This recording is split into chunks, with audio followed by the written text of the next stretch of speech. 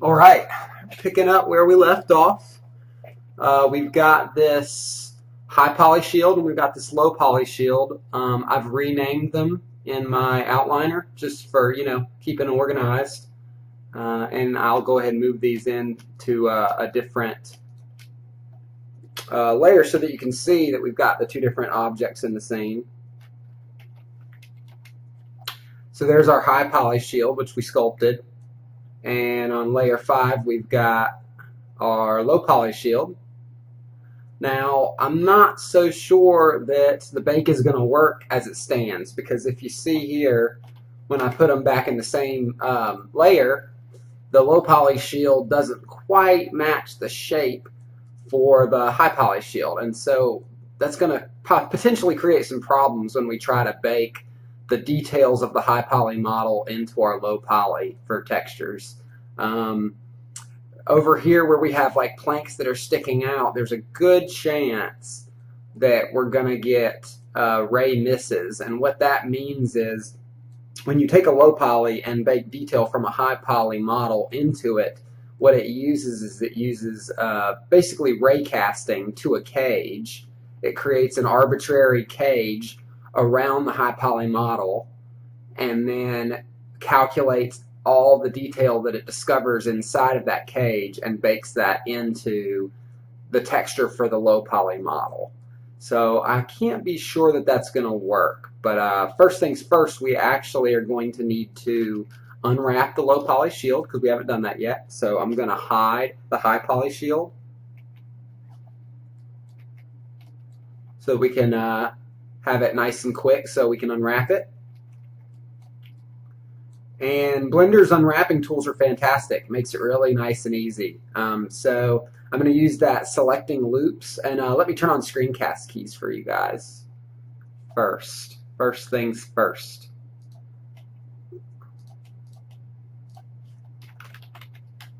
All right. Now that I've added that add-on, I've got it down here, and I can say start display. And now we can kind of see what I'm doing as I do it. Scroll wheel, left click, right click. Okay, so I'm going to select some different loops, and the way unwrapping works in Blender is you basically just select a loop that you want to be at the edge of a UV island in your UV layout, and then you say create seam, and what it'll do is it'll specify using a red color for that edge that edge is a seam. So then when you do the UV unwrap, it knows that that was a seam, and it creates an island out of the faces in between the seams. And I'll show you what I mean by that.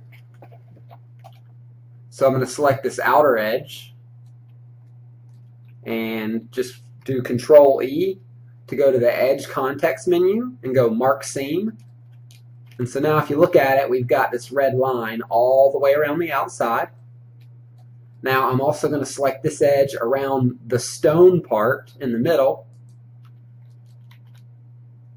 and do Mark Seam. So now it separates the UV island for the shield from the UV island for the stone.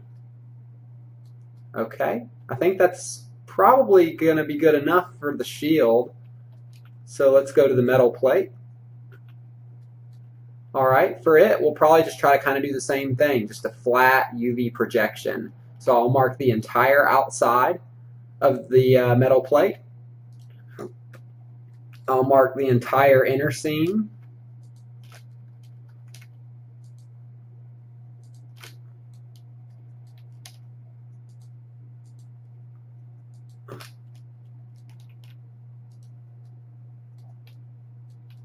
Okay, so that should do that.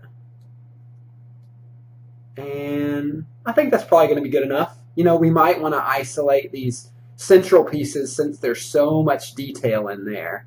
So let's go ahead and do that actually.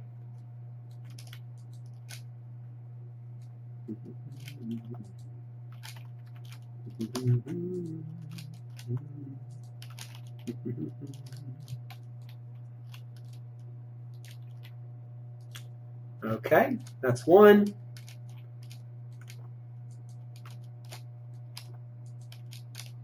And to select a whole continuous edge loop, I'm just doing Alt and then left clicking, and that selects that whole edge loop. Mark scene, just like that. Okay. Now this one is a seam. We just can't see it because it's obscured by the stone. But if we were to pull it out, we'll see that it is a seam. Okay, great. That should do it. Now what I'm going to do is I'm going to actually join these two models together so that I can make it all to one UV island. And I'm going to do that by selecting both in the outliner, saying Control J to join them together. Now it's just the low poly shield and not the low poly metal plate and the low poly shield. So now we've got one continuous mesh, and I'm just going to Control A to select everything. I'm going to press U for the unwrapping menu. Let's go ahead and open up our UV layout window. Just do that by changing what this panel right here is to UV image editor. Now I'm going to go ahead and set a map in there by clicking New down here. I'm going to start it out at 2048, and we can always reduce it if we want to. So now we've got, it's actually a black image. Only reason this is white is because of all those faces selected. Currently, it's just rendering each individual face to the whole UV layout. So if I deselect, you'll see that that white is representative of the face. So I'm guessing one single face is that whole space. Yep, you can see that. It's got a dot on each side. So every single face is the whole UV layout. If we were using one continuous tileable texture across the whole thing, that would work, but that's not what we're doing. So we'll unwrap it, and just now that we've already established the seams, we can say unwrap. And so now you see where we set those lines, we've created these islands.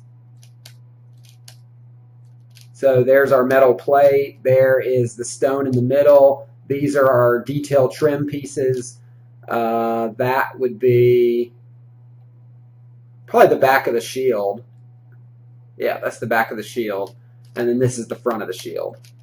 All right, well, those are probably a good level, but these are going to need to be a little bigger because you kind of want to keep a consistent density throughout the whole model. And since the metal plate takes up about as much space as the shield right here, but has a little extra detail on it, we might want to make it a little bit bigger.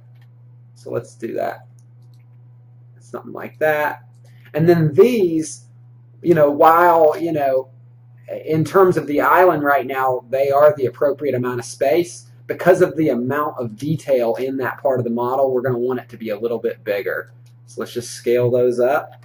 And the scale tool and everything works exactly the same in UVs as it does in modeling. Only difference is you're only working in an X and a Y coordinate. And to demonstrate that, if I do the grab tool to move it the way you do, and then do GY, it's now constrained to the Y axis. If I do GX, it's constrained to the X. So it's the same exact thing, except for the Y axis goes this way, X axis goes that way. Is that right? No, X axis, just like it would be on a graph, X axis goes this way, Y axis is that way. All right, well, that looks pretty good. We'll go ahead and have this stone take up a little more space too. Why not? See if we can get a little more space for that metal plate as well.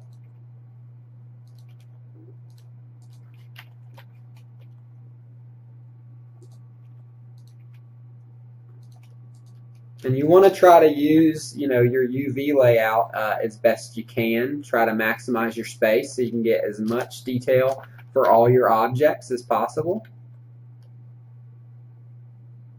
Okay, that looks about right. That looks pretty good to me. And we can test that the textile density there, and the texture density by putting a checkered map here, if we want. And so now,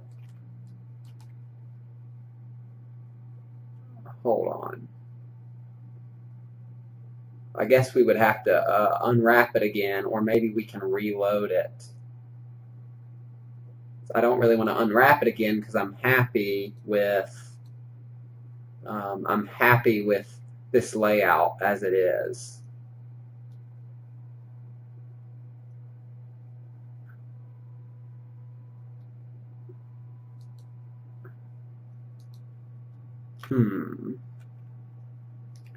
There's got to be a way to just simply update it.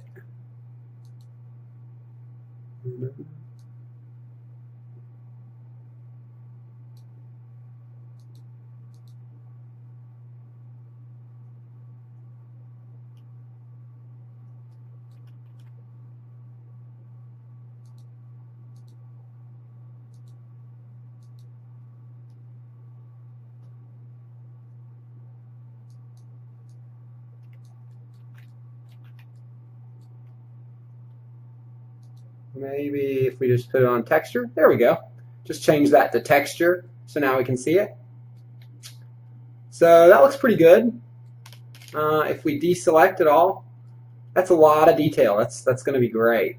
But the question remains, and that is, will this low poly shield support our kind of newly shaped high poly model? So it may not. We may have to remodel the shield portion.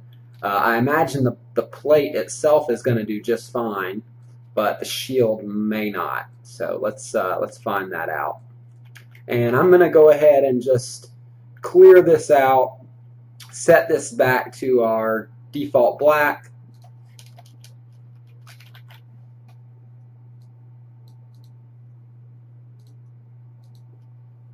Okay, great.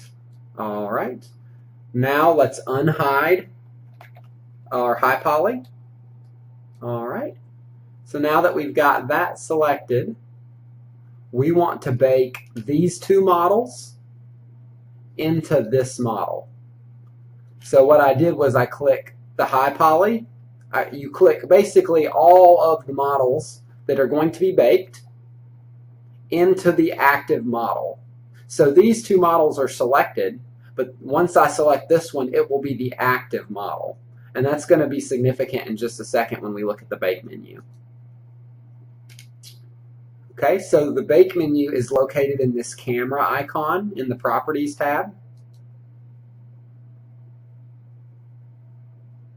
Let's get ourselves a better aspect over here. Okay. All right, so down at the very bottom of the render menu, we'll find the Bake tab. Let's open that up. Now we want to do, we're going to start with just an ambient occlusion and just see what that looks like. And we are going to click this selected to active, and that's why I was saying that's significant. So in this case, the selected models are these two high poly models, and the active model is our low poly model. So we'll do selective to active, and I'm going to try to make this model work.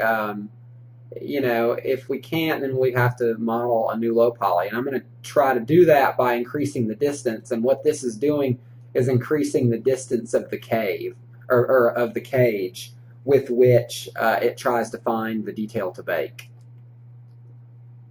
All right, that should be basically what we need. And I'm going to click normalized, and we can try to compare and see the difference there. But for now, I think that's going to do it for us. If we press into tab, we can still have our low poly selected like that and see the actual faces. And that way, once we bake the texture, we can see it update in real time in our UV window.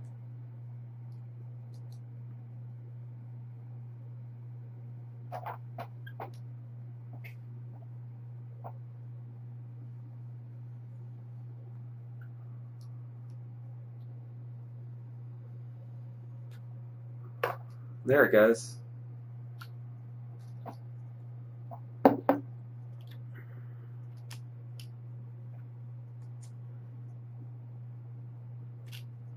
Now you can look at this and see that it has baked in shadow information for many of the details in the scene.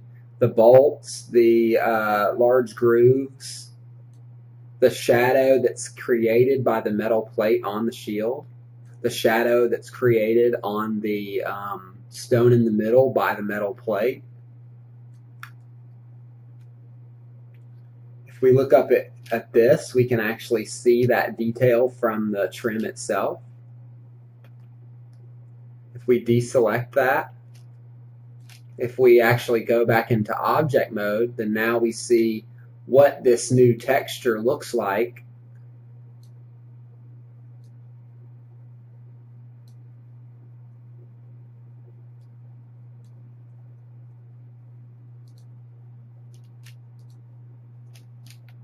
We can hide the high poly shield. And so now that's our low poly shield with the ambient baked on it. Whoops. We want to hide both of these.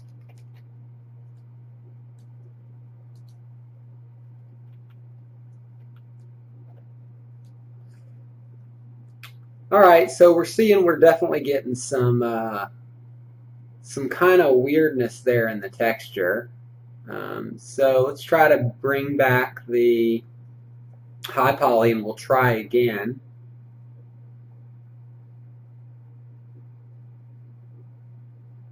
And I'm going to turn off normalize just to see the difference there.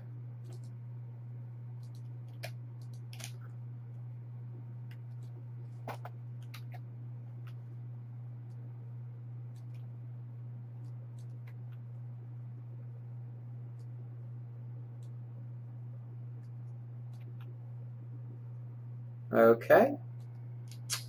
Now we'll grab the low poly shield to make it the selected again. And we'll try to redo this bake. And I'm going to adjust the bias a little bit and see what that does, if that helps kind of alleviate some of these issues. And I'm going to reduce the distance to something like 0.5.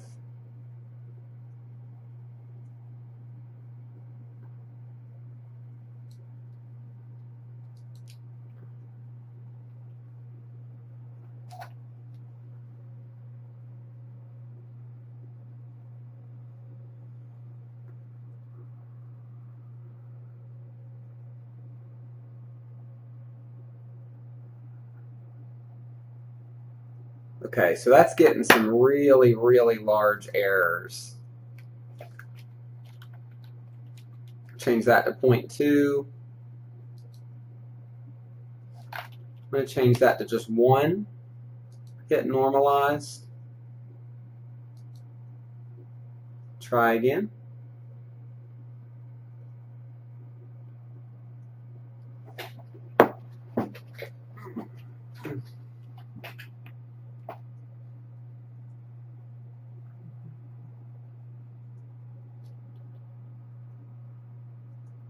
That looks pretty clean at the moment, except for we're still getting this little, we're still getting what appears to be this little issue on our detail plate, but that may actually just be the high poly model protruding through the low poly. So let's hide those models.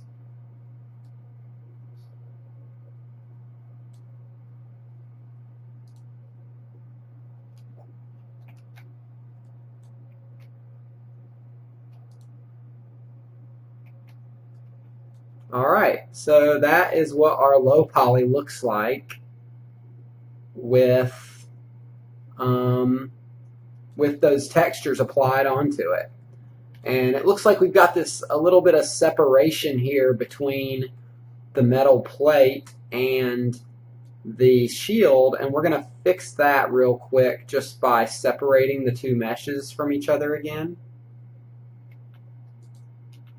And you know, I think it would probably be better to model, you know, a fresh new shield, you know, so that you actually can have this differentiation on the sides. But for the sake of this, we might just press forward and actually start to apply some color and texture to this thing. All right, but first, let's fix this separation of the metal plate. And we're going to do that by separating it from the shield. And then now with this newly isolated object, I'm going to go back and put that modifier back on it, that warped modifier.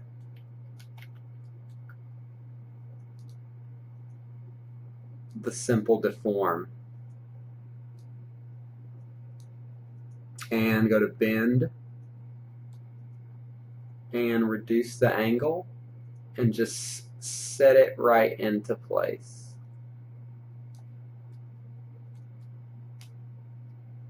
Okay,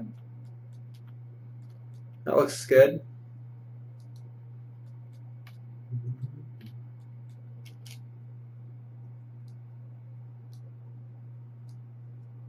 All right, well, that's a good, I think that's a good stopping point for right now.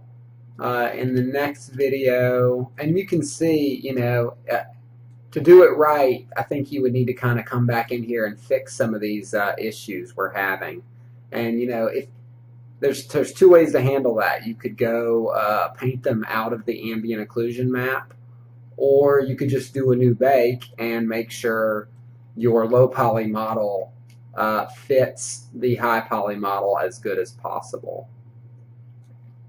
But all right, well that's basically how you bake high poly detail into a low poly model. And so in the next video we will begin to texture this model.